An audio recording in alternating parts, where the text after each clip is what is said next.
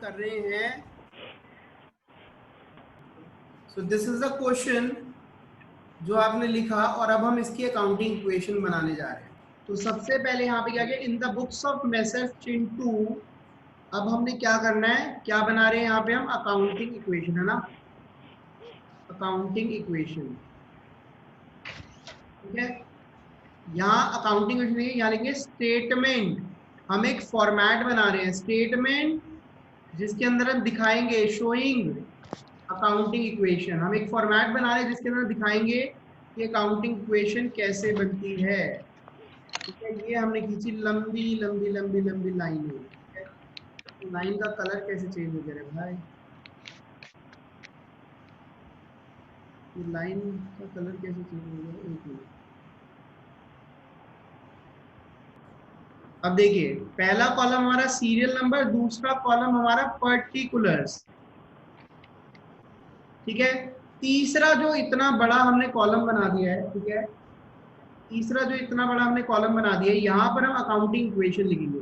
और हमारी accounting equation क्या कहती है, assets is equal to capital plus liabilities. ठीक है, एसेट्स के लिए ज्यादा जगह ली, कैपिटल और लायबिलिटीज के लिए मैंने कम जगह ली। ठीक है, अब देखिए, अब हमने क्या करना है यहाँ पे, सबसे पहले पॉइंट नंबर वन हमारा क्या था, पॉइंट नंबर वन हमारा था, mister Chintu started a business with ₹4 lakh. 4 lakh से बिजनेस शुरू करा, 3 लाख रुपए जिसमें कैश है और 1 लाख का स्टॉक है। तो मतलब चिंटू ने बिजनेस शुरू करा, स्टार्टेड बिजनेस, यहाँ लिखेंगे क्या हुआ बिजनेस, क्या ट्रांजेक्शन हुई, started business with ₹3 lakh cash and ₹1 lakh stock of goods, stock of goods. ठीक है, इसको जितना शॉर्ट में लिख पाए आपने लिखना है। अब देखो, कैश और स्टॉक मेरे लिए एसेट होती है ना, तो मेरे बिजनेस के अंदर दो चीजें ऐड हो गई। एक है कैश, कैश कितना ऐड हुआ, 3 लाख रुपए, और स्टॉक कितना ऐड हो गया, स्टॉक भी एसेट होता है, स्टॉक इज ₹1 लाख। ठीक है, अब एक बात बताओ मुझे, जो भी पैसा मैं अपने बिजनेस के अंदर लगाता हूं वो मेरे लिए क्या कहलाता है, फटाफट बताओ। कैपिटल। शाबाश, ये कैपिटल कहलाता है। तो मतलब इसने टोटल कितना पैसा लगा दिया, 4 लाख, तो मेरी कैपिटल भी बिजनेस के अंदर क्या आ गई, 4 लाख से कैपिटल भी बढ़ गई। ओके, क्लियर है ये बात, चलिए हम आगे।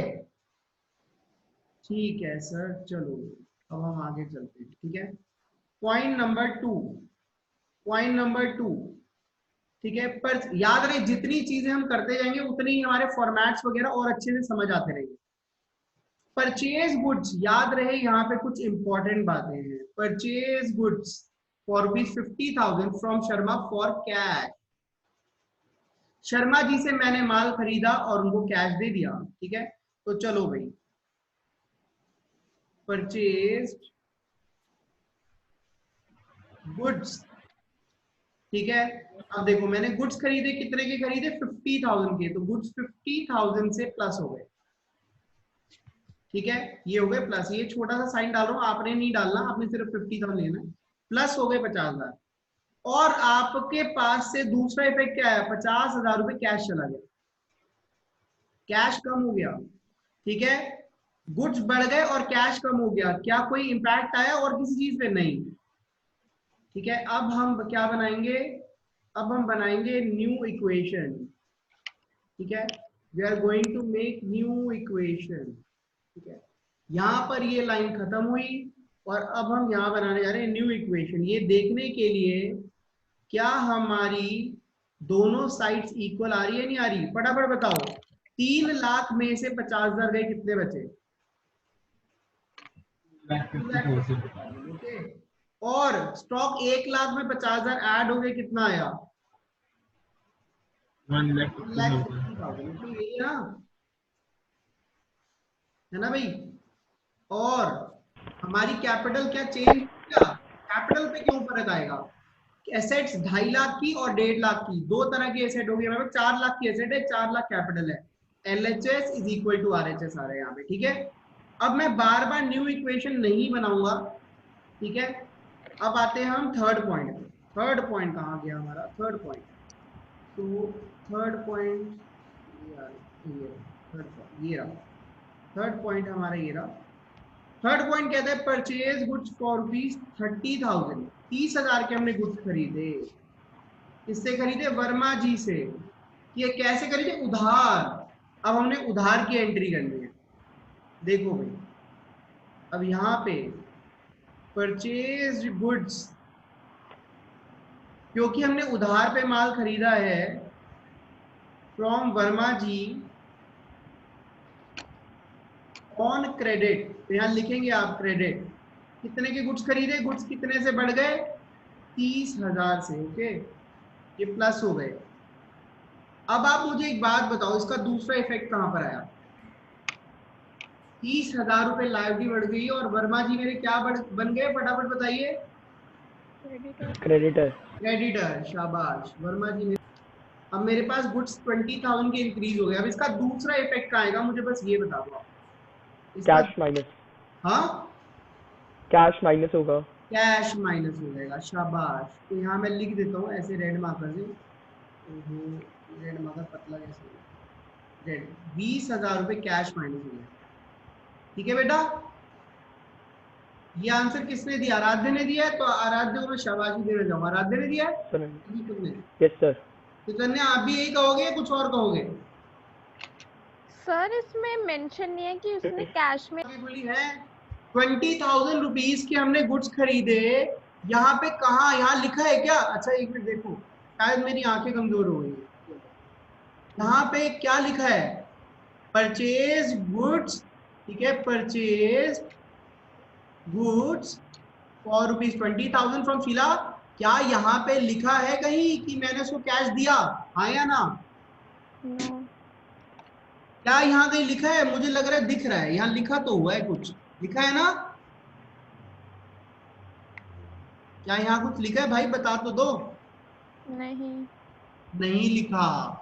तो यहाँ पे जहां पर कुछ चीजें गिवन नहीं होती, सपोज एक रोड पर सामने गड्ढा आया, लिखा हुआ था यहाँ गड्ढा है, तो आप वहां से गड्ढे के ऊपर से उछल के निकल गए। यही होता है ना?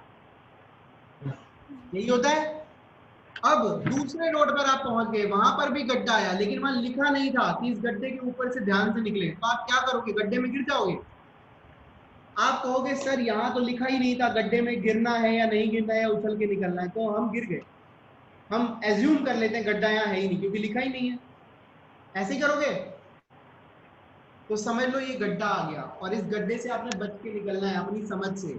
और ये गड्ढा क्या कह रहा है? कह रहा है हमने शीला से माल खरीदा है, लेकिन शीला से कैश में माल खरीदा है, उधार में गिवन नहीं।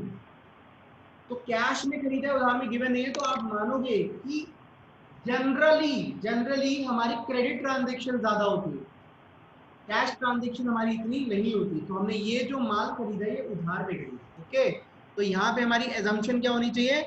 हमने माल उधार पे खरीदा है, तो ये 30,000 यहाँ से माइनस नहीं होगा। आपको मेरी बात समझ आई?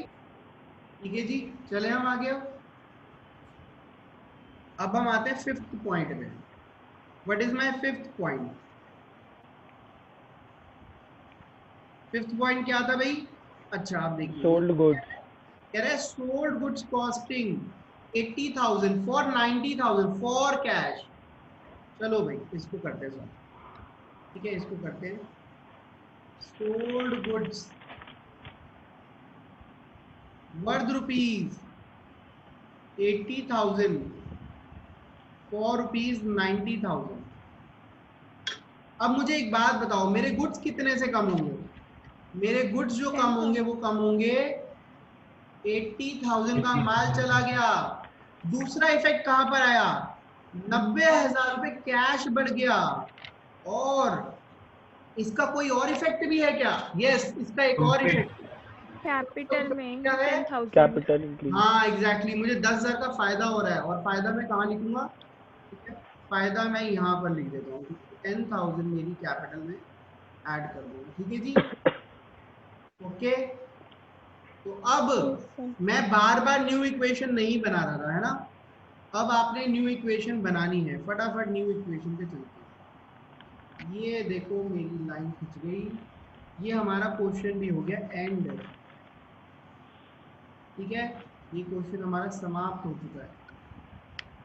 ठीक है जी, अब देखिए यहाँ पर आ जाएगी हमारी न्यू इक्वेशन, और हमारी न्यू इक्वेशन को हम लिखते हैं ब्लू मार्कर से। ठीक है, फटाफट बताओ। चलो भाई 2,50,000 तक तो हम यहाँ पहुंच चुके थे, अब इसके आगे चलते हैं। ठीक है, 2,50,000 के हम आगे चलते हैं।